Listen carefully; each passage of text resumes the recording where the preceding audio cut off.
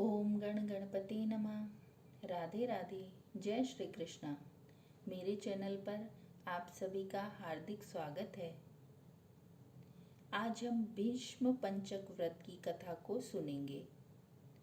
जो भी कार्तिक के महीने में पूरे महीने तक स्नान नियम नहीं कर पाते हैं, वो आखिर के 5 दिनों में पूजा करके व्रत करके पूरे कार्तिक महीने के स्नान और व्रत के फल को प्राप्त करते हैं। इन 5 दिनों के व्रतों को भीष्म पंचक भी कहा जाता है। आज हम उसी की कथा को कह रहे हैं। कथा शुरू करने से पहले आप सभी से निवेदन है कि मेरे चैनल को लाइक, शेयर और सब्सक्राइब जरूर कर लें और बेल आइकन को भी दबा लें। तो अब हम अपनी भीष्म पंचक की व्रत कथा को आरंभ करते हैं।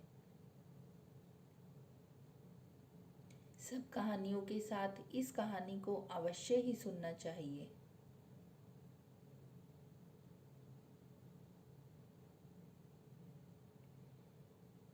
तो कथा है कि भगवान श्री कृष्ण ने पांडवों को सुनाई थी। एक बार राजा पृथु नारद मुनि से पूछने लगे कि हे देवर्षि,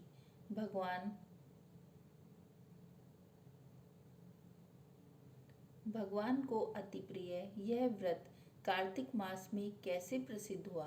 नारद जी बोले कि राजा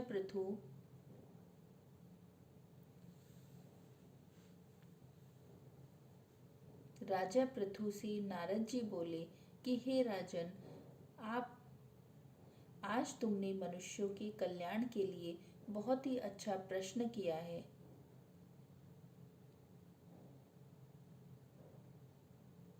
भगवान कृष्ण जी ने भीष्म को इस व्रत का सारा वृतांत बताया था। भीष्म जी ने ही इसे किया था। सबसे पहले भीष्म जी ने ही इस व्रत को किया था, इसीलिए इसका नाम भीष्म पंचक पड़ा है। जब पांडवों ने श्री कृष्ण जी को दूत बनाकर दुर्योधन के पास भेजा तो वो विदुर के पास आए। विदुर ने उनका स्वागत किया क्योंकि विदुर उनके परम भक्त थे और भगवान भी विदुर को बहुत प्रेम करते थे। जिनके पलक के इशारे से ही सारा संसार निर्मित होता है और पोषित होता है और अंत में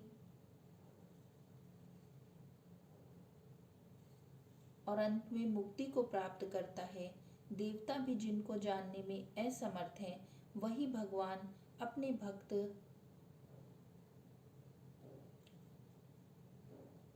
कुंती के पुत्रों का कार्य करने के लिए दूत बनकर आते हैं।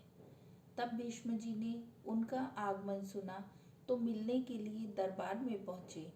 भीष्म जी को इस प्रकार आता हुआ देखकर भगवान भी उनको हाथ जोड़कर नमस्कार करने लगे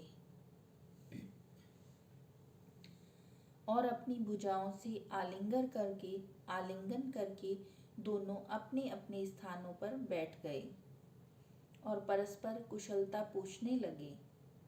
उसके बाद भीष्म जी कहने लगे कि हे नारायण, आप त्रिलोकी के नाथ हैं। ब्रह्मा आदि देवता भी आपकी माया को नहीं जान पाते हैं, वहीं आप पांडवों के दूत बनकर आए हैं। हे भगवान, पांडवों के पास ऐसा कौन सा वशीकरण मंत्र है जिसके कारण आप उनसे इतना वश में रहते हैं।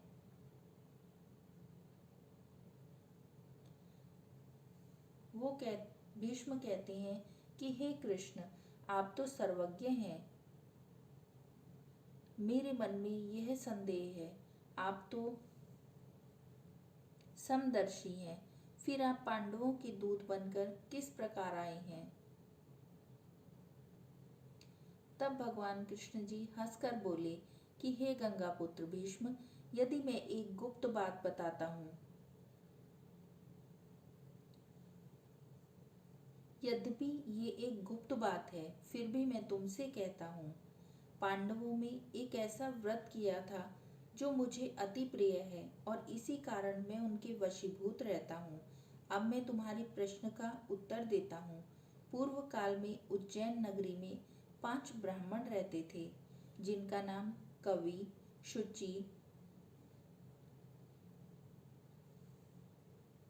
दृढ़, दंत और हंस था। पांचों ही वेदों को जानने वाले, रूपवान और गुणवान थे और पांचों ही अत्यंत मनोहर थे। पांचों अनेक विद्याओं में निपुण थे और वो अनेकों राजघरानों में नाच गायन और विद्या आदि दिखाकर धन एकत्रित करते थे।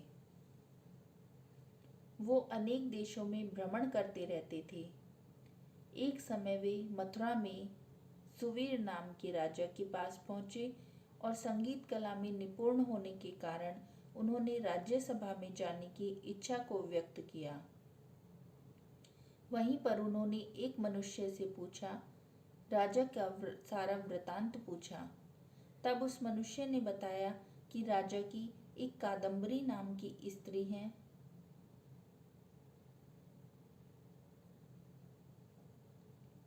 कादम्बरी नाम की स्त्री भूपत्नी है। वह संगीत विद्या में अति निपुण है, राग और कंठ में अति प्रवीण है और नाचने में तो वो अद्वितीय हैं। रूप यौवन में वो किसी अप्सरा से कम नहीं है। प्रतिदिन राजा के सामने एकांत में वह अपना गायन प्रस्तुत करती हैं, नाचती हैं।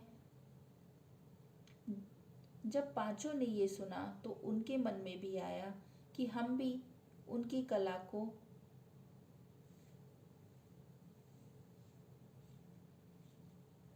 जाने। वे पांचों कई दिनों तक राजा के पास जाकर उनका नृत्य देखना चाह रहे थे, लेकिन उन्हें कोई उपाय समझ में ही नहीं आया। तब उन्होंने एक दिन राजा के मंत्रियों से कहा कि बड़े दुख की बात है, वीणा के 2 तार ढीले हुए हैं और तार भी बराबर से नहीं लगे हैं। बाजे में नृत्य भी शुद्ध नहीं है। राजा के मंत्रियों ने यह बात जाकर राजा को बताई। राजा को भी बड़ा आश्चर्य हुआ। तब राजा ने उन्हें कादम्बरी का नृत्य देखने के लिए बुलाया।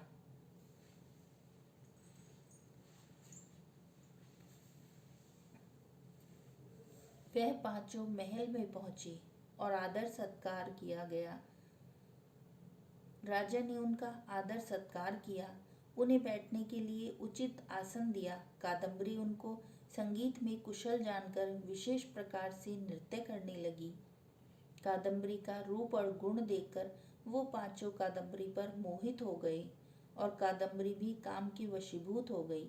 जब राजा की नज़र कभी कादम्बरी पर और कभी उन पांचों पर पड़ी तो राजा को ये बात अच्छी नहीं लगी और वो वहाँ से उठकर चले गए। पांचों ब्राह्मण भी दुखी हुए और कादम्बरी भी बहुत लज्जित हुई और उदास बैठ गई। उसने अपनी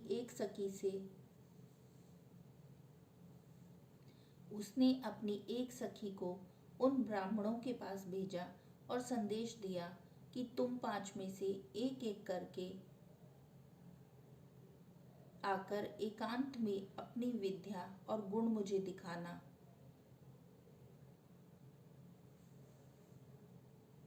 यहाँ से दूर उत्तरी कोण में यमुना के किनारे, जहाँ लोगों का आना जाना नहीं है, वहीं अनर्थ नाम का तीर्थ है। वहाँ पर पांचों आकर मुझसे एक एक करके मिलना। मैं भी वहाँ पर आऊंगी और वीणा राग की कुशलता तुम्हें दिखाऊंगी। इस प्रकार तुम भी क्रम से अपना अपना गुण मुझे दिखाना। वह सखी पांचों का संदेश देकर आ गई।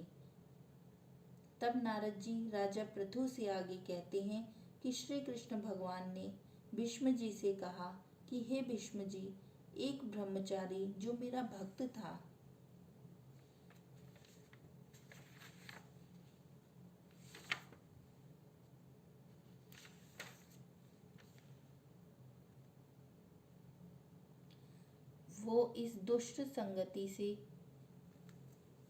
वह दुष्ट संगति के भय से गांव से दूर वहां पर रहा करता था। उन दिनों वह भीष्म पंचक व्रत कर रहा था, देवालय में मेरा पूजन करता था। उस दिन कार्तिक शुक्ल एकादशी का दिन था।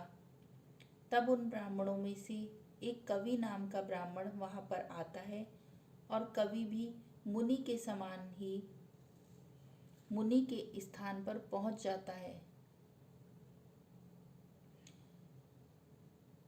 और कादम्बरी भी मुनि के स्थान पर पहुंच गई। मुनि ने जैसे पूजा की, कवि ने भी वैसे ही पूजा करी। वीणा लेकर वह गायन करने लगा, कादम्बरी नृत्य करने लगी। उसके गायन और नृत्य से मुनि को कोई भी क्रोध नहीं आया, क्योंकि उसने तो अपना मन जीत लिया था।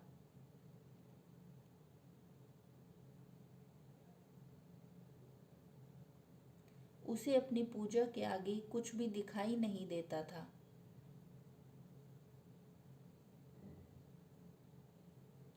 बाद में कृष्ण जी भीष्म जी से बोले कि हे भीष्म जी, वे पूरी रात मेरे मंदिर में नाच गाना करते रहे।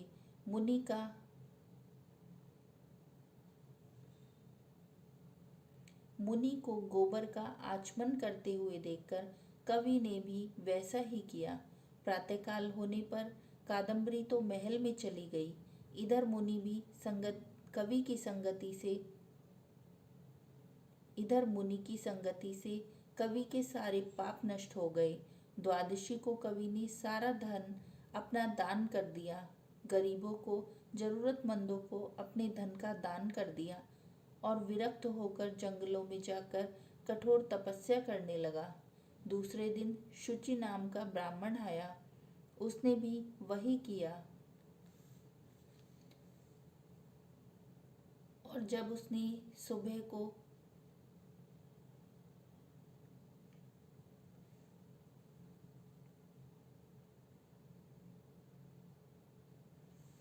मुनि को गौमूत्र का आचमन करते हुए देखा तो उसने भी गौमूत्र का आचमन किया और रात्रि जागरण के प्रभाव से और मुनि के प्रभाव से वह भी प्रातः होकर अपना धन बांटकर तपस्या के लिए चला गया। तिरोदशी के दिन दृढ़ नाम का ब्राह्मण आया, उसने भी रात्रि जागरण किया और सुबह होते ही कादम्बरी तो अपने महल को वापस चली गई और उस दृढ़ नाम के ब्राह्मण ने